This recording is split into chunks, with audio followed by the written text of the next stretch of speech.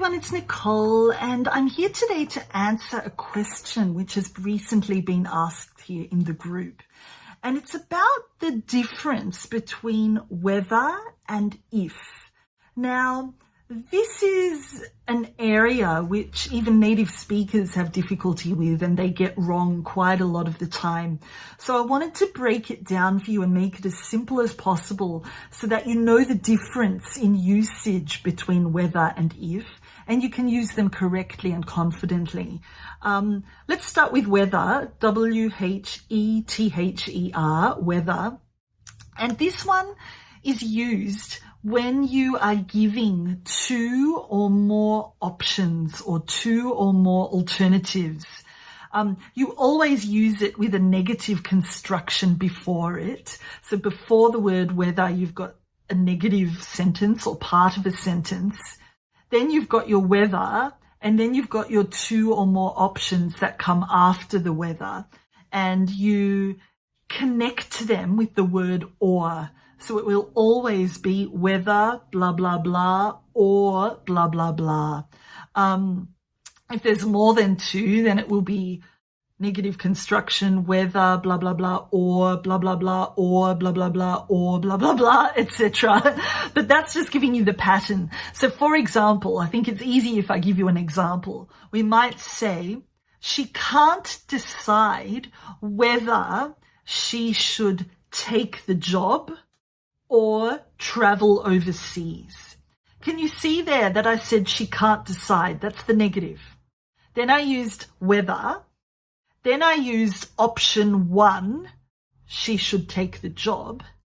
Then I threw in my or to show that there's option number 2 coming. And I said option number 2 was or travel overseas. So she can't decide whether she should take the job or travel overseas. I hope that makes sense and makes it a little clearer. So whether we're using 1, 2, or 3 options, let me say that again. We can't use one option with whether. You always need to have 2 or more options. So I can't say she can't decide whether she should take the job. Doesn't work because the sentence isn't finished. After whether, you need to have at least 2 options.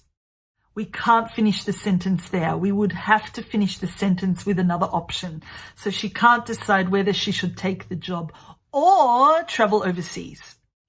Okay, now the difference here is if you've only got one option, or no options, I suppose, that's when you use if. So if you only say one thing. For example, she can't decide if she should take the job. Can you see there that I'm only talking about one thing? She should take the job.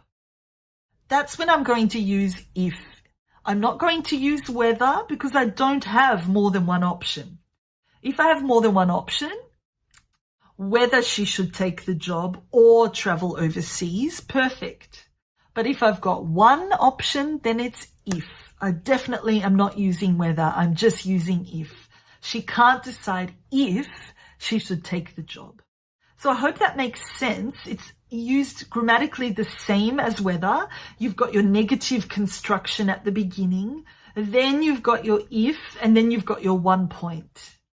Whereas with whether, you've got your negative construction, then you've got your whether, then you've got your option 1, and then your or, and then option 2, 3, 4, 5, etc. So I hope that makes it a little clearer for you. Whether and if isn't really that hard if you know that particular point.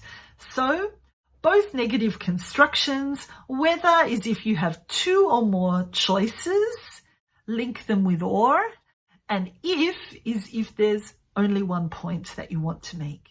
Excellent.